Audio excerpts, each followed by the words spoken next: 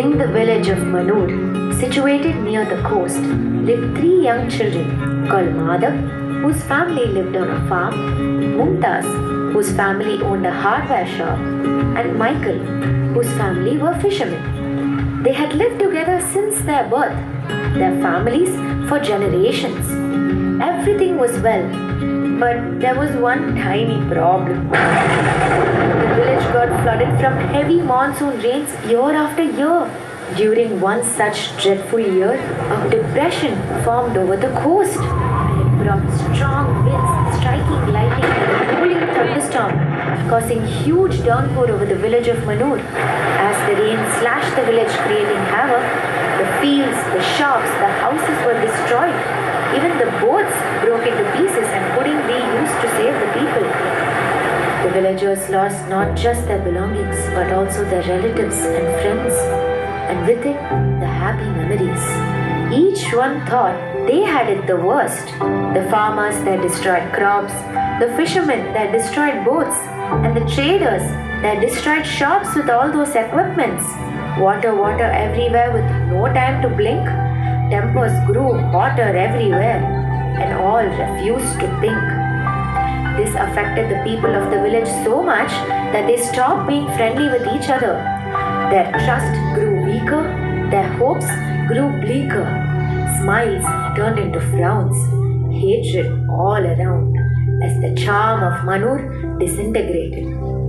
Something had to be done. Something to get the people to stop being cold to each other, and something to stop the frightening flood of water and the flood of emotions. And so it was decided that a panchayat will be held by their panchayat head, their fearsome leader who would preside over the event under the great banyan tree. All were invited, hoping to discuss and deliberate a solution to finally put an end to all their problems. But this open invitation only created more havoc than expected. The villagers didn't even wait for their head to wave his towel and declare the forum open. They immediately went at each other, pointing fingers and blaming one another. Emotion raged as they screamed and shrieked to find out who among them could have faced the most deprivation. And suddenly, the panchayat head howled aloud, "Silence!" All turned their heads, astounded, but no proper solution to that verbal violence. Meanwhile, on the nearby wall sat Madhav, Mumtaz, and Michael. They had heard the elders take it all out, made them wonder what the commotion was all about.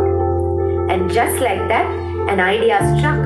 The real problem was not who got it worse, but the village and its flooding curse. Madhav's father, who was a farmer, had complained that they had lost all their crops, a year's hard work gone in less than a week with the excessive raindrops. The water must be drained out of the field so Madhav and his family can protect their yield. So how could it be done? Maybe building a canal would help protect the field? Mumtaz did not seem too happy with this plan though.